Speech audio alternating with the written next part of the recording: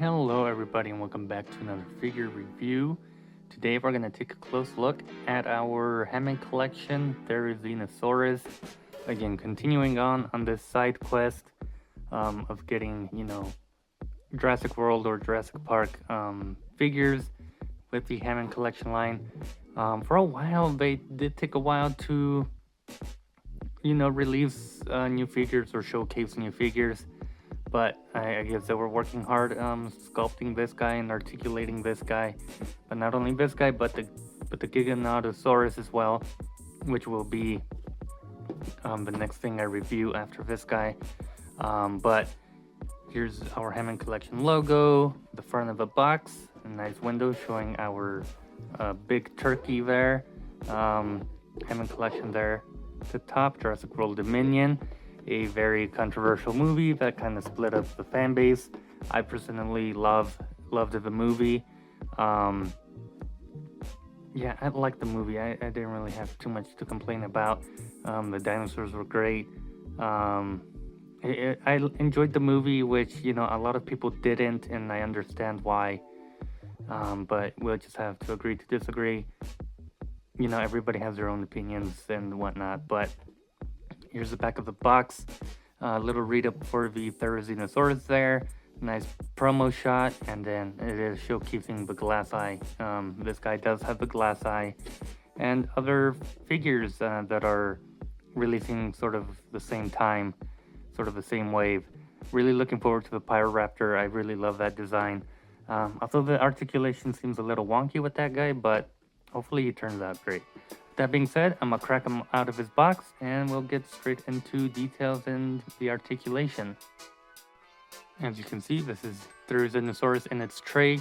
This thing is like glued onto the back there, so which is a bit of a shame because you can use the background as to take pictures with and whatnot. But if you remove a tray, it more than likely will, cut away from the background. And yeah, as you can see, the tail is removed, so there is some assembly. Alright, so here we have the main body itself, and he is a big fella. And his tail here, which should have a certain shape where it goes and just connects in. Hopefully I can get it. There we go. And it should click, and I think it's pretty solid. It should stay there forever. I'm not sure forever, but it is a big boy. Let me set everything up so we can get a wider look at him. It is a bigger figure. He doesn't really fit. Kind of. It works, but I'll set him up and then we'll talk about him. Alright, so here we have him on the rotating stand. Hopefully he doesn't tip over and fall over and cover the whole scene and destroy whatever I have in the background. But first impressions, I am very impressed with this Therizinosaurus figure. I know the lighting is a little all over the place. There we go, dimming down my settings here a little bit. You can probably see it a little bit better, and it's not as bright. But as I was saying, first impressions, I'm very impressed. I love it. I love all the detail we're seeing, and all the articulation is great. My one complaint might be his weight. He may be a little too front heavy. He seems to be standing okay. See, yeah, so he may be a bit tricky to stand. He will be a little bit front heavy, but if we adjust the legs, maybe that'll help a little bit. Yeah, he's just gonna be top heavy or front heavy, as I said before. But you can always work around it. You can always find a pose that's gonna work and have him standing there. Another complaint is gonna be the accuracy of the eyes. Now, as cool as the marble eyes are, in the movie, the Therizinosaurus had whited out eyes because it was kind of blind and whatnot. Here, however, they went ahead and gave us a pupil and whatnot, so I wish they would have stuck with the design of the movie and given us a whited out eye, maybe a white marble I think that would have looked cool, you know, it would have had some nice sort of reflectiveness to it. But here they just gave us sort of a standard eye um, on both sides. So yeah, it's not like he only had one white eye, he had both of his eyes kind of whited out. Um, that being said, overall, the details on this guy are amazing. As I said, you have the marble eye, which, you know, kind of works in certain positions. As you can see, I am turning the head. The eyeball is moving along with it. And I think that is a very cool effect there.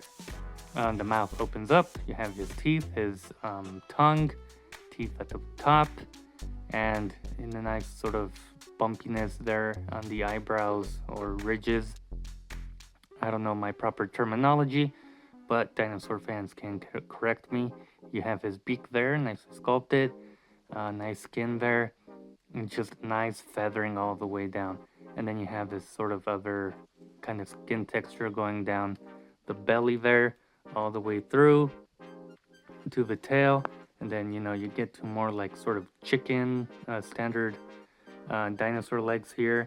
And the feet they're not too big. Honestly, yeah, they didn't make them too excessively large. I'm not sure how large they are, but they're not humongous sized, you know, as we've seen with other Hammond Collection dinosaurs.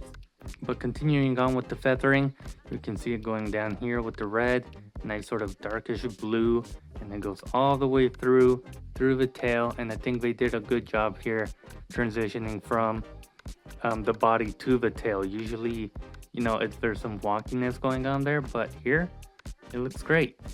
You have more feathering here on the thighs and whatnot. The nails are painted very nicely. And here at the hands, there's some nice sort of washing effect over the top of the hands there. And we're gonna get a good zoom in and take a look at these claws, because they are painted fantastically. The hands are painted fantastically. Would have been nice to have a little bit of it going on to here. That sort of white brushing on top, go a little bit onto the forearm there, but this is just fantastic. The inside would have been nice to have a little tiny bit of it in there, but yeah, that is amazing paint apps there. And yeah, overall this guy looks great. The legs do seem a little plain and bare, and maybe some more washing to get some of those details out would have been nice, but overall he looks amazing, and the articulation helps in proving that. One thing I will say, I don't like this mold cut here. It's just kind of distracting at times, so that is a little nitpick I have there. I'm not sure why they had to do that. I assume it's because it's two separate parts for the head. You have your top part and then you have your lower jaw there. It's a bit unfortunate, but yeah, it is very noticeable and can be a little distracting. But as you saw, we have the mouth, which opens wide, very nice. The head alone is on a sort of ball joint here, so it can look up, down pretty well, and it can rotate, and it has some nice tilt, as you can see there, so you get a lot of range there. Down here, you get another sort of ball joint, so altogether, he can look down about that much.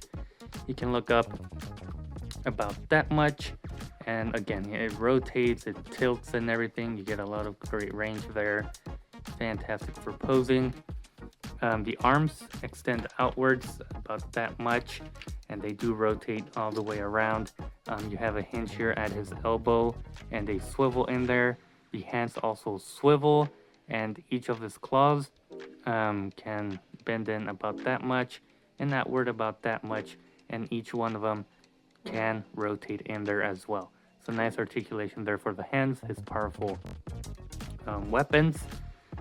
He can rotate at the hip that much, and then he can spread his hips about that much. Knee there with the swivel, and down here you have another hinge with another swivel, and here at the feet you also have a hinge and some pivoting there. And then you have rotation at the tail here, or some rotation, And then you get nice bendy wire for the tail there, which is very nice for posing. Here we have a nice little size comparison with the Therizinosaurus with some smaller dinosaurs.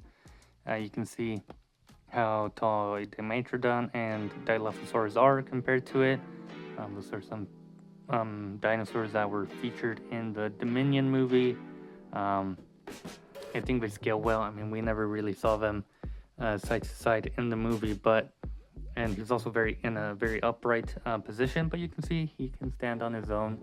And then I just have a stego here because I love the stego. I'm gonna bring out the Carnotaurus and T-Rex to see that size comparison. All right, here we have the Carnotaurus. You can see here, they're both sort of a medium-sized dinosaur. He's a little bit taller, a little bit bulkier for sure. You know, when it comes to body, but yeah, they're about the same size, which I think is, I wouldn't say completely accurate, because you know this thing has to fight a huge Giga, but here it is compared to the T-Rex, and the T-Rex is just so huge. I don't know what I'm gonna do with the Giga itself, but you can see just how much larger the T-Rex is, and yeah, it's still taller, you know. I mean, it just depends how you position them and how you display them, but you can see here how they both are in terms of size, and this guy's just way too massive, so getting him out of the way. Yeah, let's go to my final thoughts. So here we have the Therizinosaurus. Oh, and he fell as soon as it started speaking. Yeah, I'm trying to get him to balance, and balancing on the rotating stand isn't the greatest either. Can you just stand for like a little longer, man? I think that's working out. All right, but yeah. Here he is rotating. Like I said, great detail, great articulation with this guy. He just looks phenomenal. Another nitpick I saw is that this little claw here isn't painted. Would have been nice to have some paint there. Like I said, the line on the head there, a little bit distracting. But overall, and you know, I would have wanted the white eyes there. But overall, it is still a fantastic figure. I really enjoyed displaying it, you know, moving it around, discovering the articulation with it. I think that the glass eye is a great idea. I think it turned out a little better here with this guy compared to, you know, other figures that we've had, like the T-Rex, where it wasn't really too useful because it was too deep and whatnot. But yeah, I thoroughly enjoy this figure. I like looking at it now. As you can see, it is manageable to get him to stand without any weird posing. Another way you could probably do it is by putting his kind of claws on the floor and using that as a support stand. I don't think they should bend too badly. They are very, you know, gummy and whatnot, but I don't think you should fear, you know, bending over time. Especially if you pose them around a little more often.